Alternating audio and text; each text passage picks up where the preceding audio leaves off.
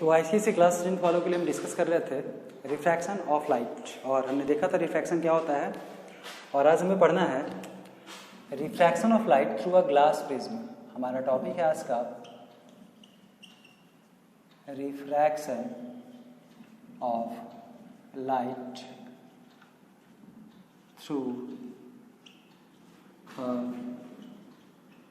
Glass prism. और इस चीज़ को हम लोग प्रिज्म फार्मूला के भी नाम से जानते हैं।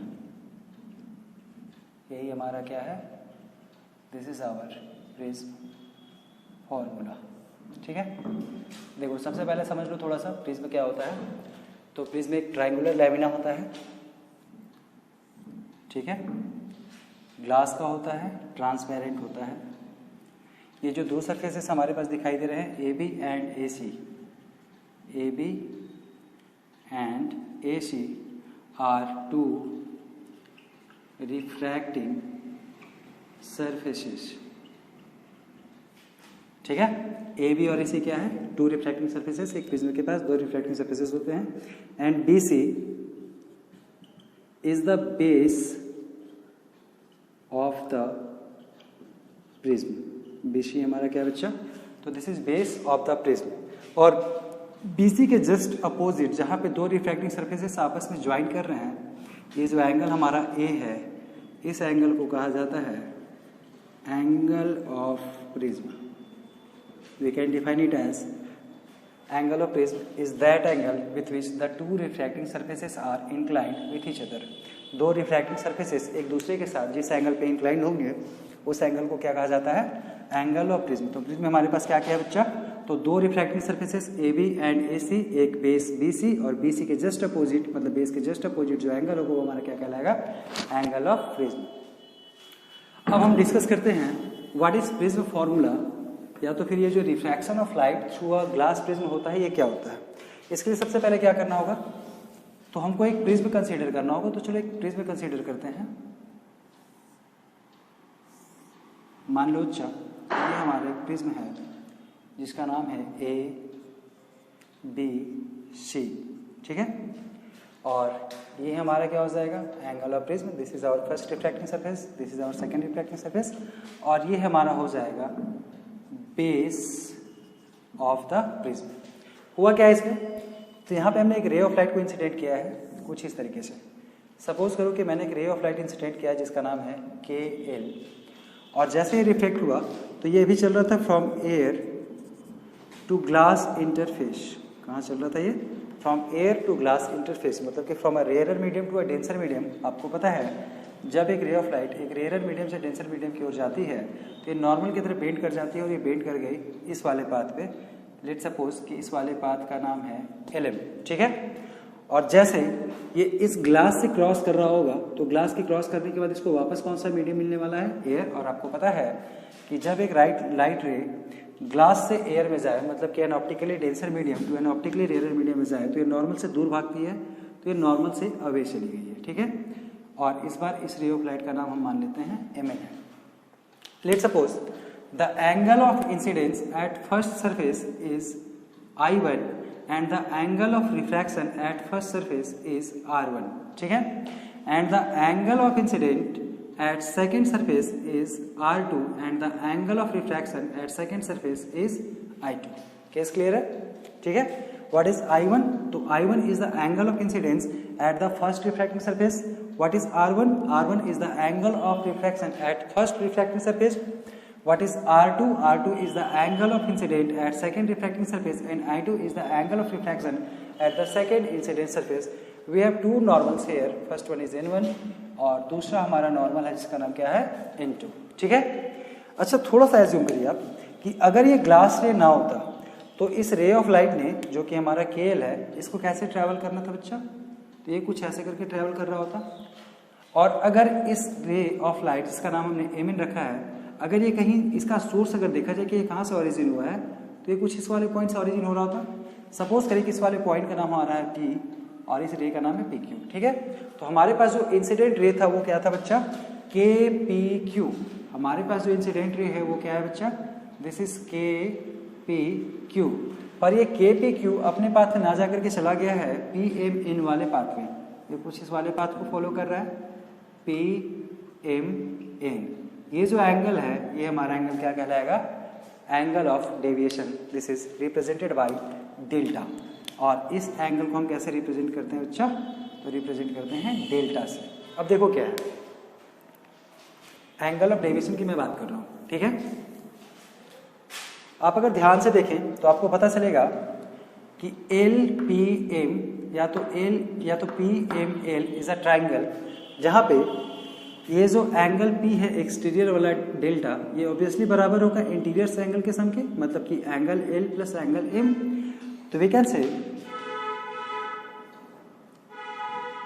From figure we can say that angle QPM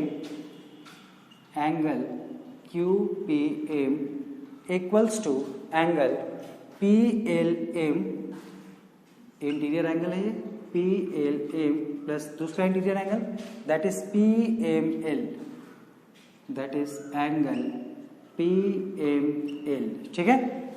और हमको पता है एंगल QPM इसका वैल्यू दिया हुआ है, ये कितना है बच्चा, तो ये एंगल हमारा है डेल्टा, और ये बराबर होगा एंगल PLM। अभी तक हमको नहीं पता व्हाट इज एंगल PLM, तो मैं लिख रहा हूँ angle PLM plus angle PML, ठीक है।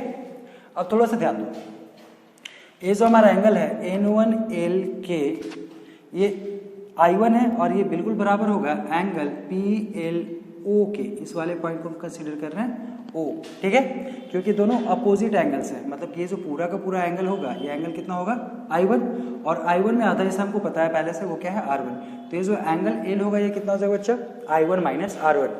तो we can write it as delta equals to I1 minus R1 plus, अभी साइड से देखेंगे N2MN, ये कितना बच्चा, ये हमारा है I2, और ये जो अंदर का एंगल होगा PMO ये भी कितना हो जाएगा I2, क्योंकि दोनों इक्वल एंड अपोजिट एंगल्स हैं, ठीक है।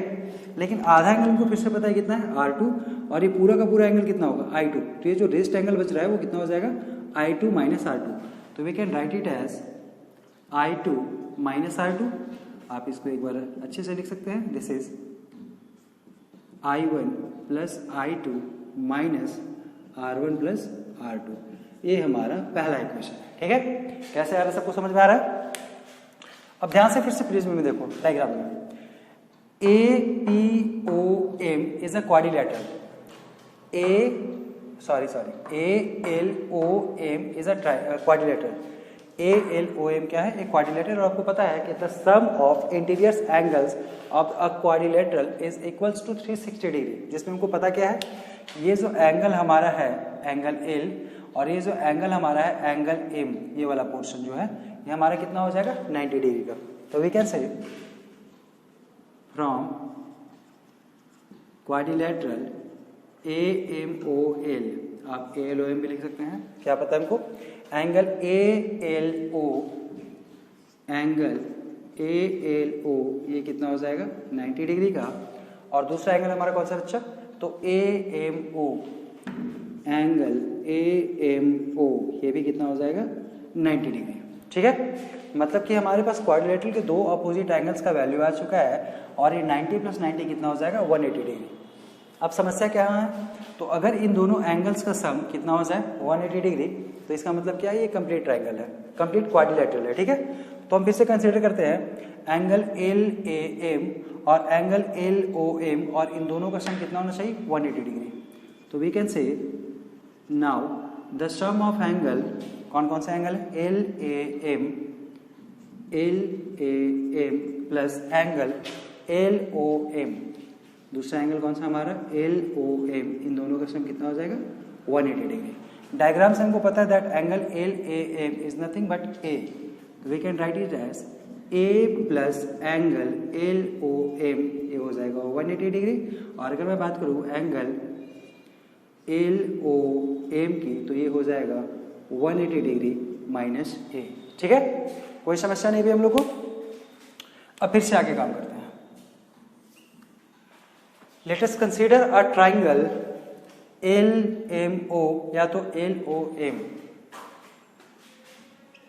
Now from triangle LOM, triangle के तीनों एंगल्स का सम कितना होता है 180 डिग्री। हमारे पास एक एंगल O है LOM, एक एंगल दिखा हुआ है R2 और दूसरा एंगल क्या है R1। तो we can say that angle LOM plus ये वाला angle this is R1 plus angle